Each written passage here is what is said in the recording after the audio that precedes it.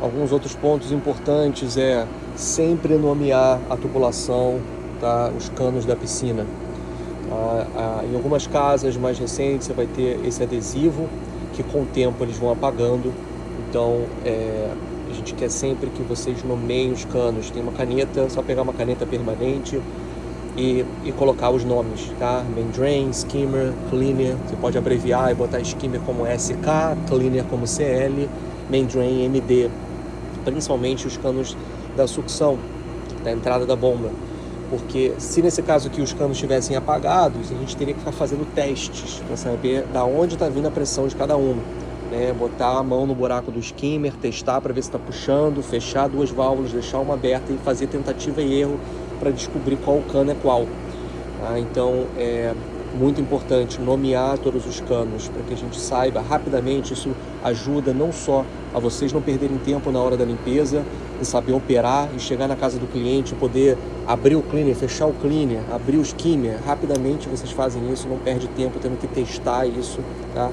Facilita a gente para poder conversar com o cliente, se o cliente precisar de alguma ajuda durante a semana ou fim de semana, precisar abrir ou fechar alguma válvula, eu consigo, através de foto, vídeo, FaceTime, ajudar o cliente a operar a bomba, o sistema dele, já sabendo o que representa cada cano, tá? Por isso a importância de nomear os canos, nomear os retornos também, no caso de terem mais retornos, tá?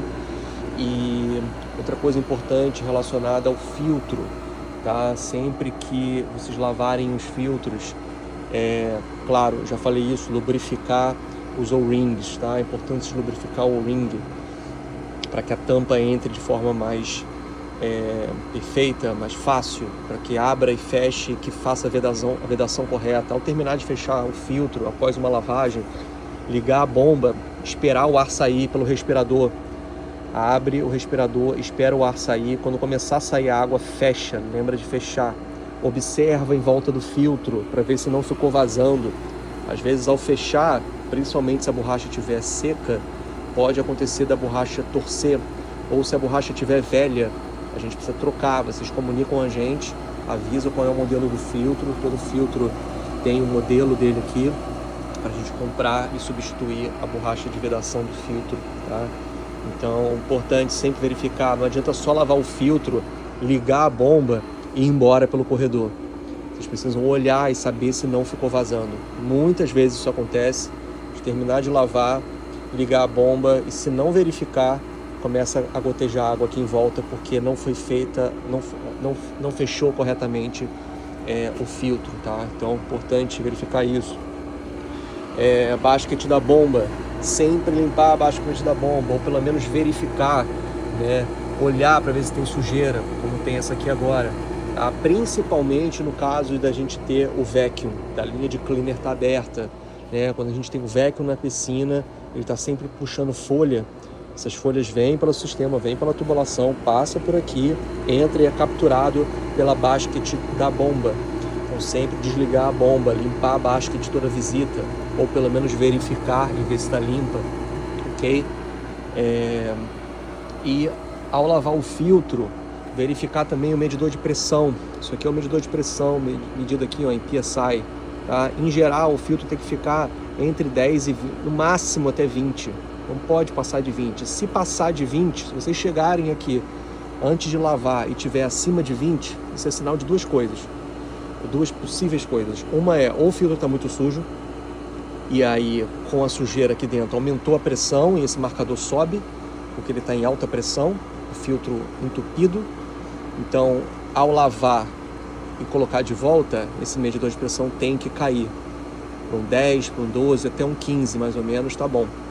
Tá? Se não cair, ou se cair muito pouco, pode ser sinal de que o cartucho está muito velho, muito desgastado. Mesmo com a lavagem, não foi o suficiente, ele continua muito velho. Nesse caso, registrar, tirar foto, mandar pra gente por WhatsApp e avisar: olha, filtro do cliente tal tá com PSI acima de 20, acabei de lavar, tá aqui a foto do filtro lavado. Porque dessa maneira a gente tem prova para passar pro cliente.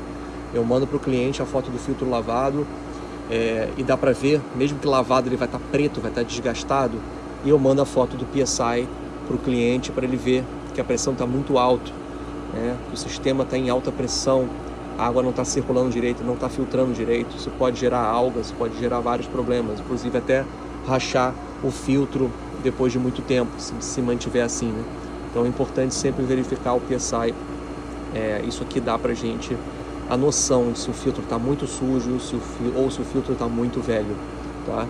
Então esses pontos é importante verificar. Se tiver o PSI quebrado, se vocês ligarem a bomba e isso aqui tiver no 0 ou tiver caído lá para o 60, avisar, tirar foto, mandar para a gente trocar, mandar para o cliente. Todo filtro deveria ou deve estar com o PSI funcionando, com o medidor de pressão funcionando, para que a gente tenha essa verificação, tá?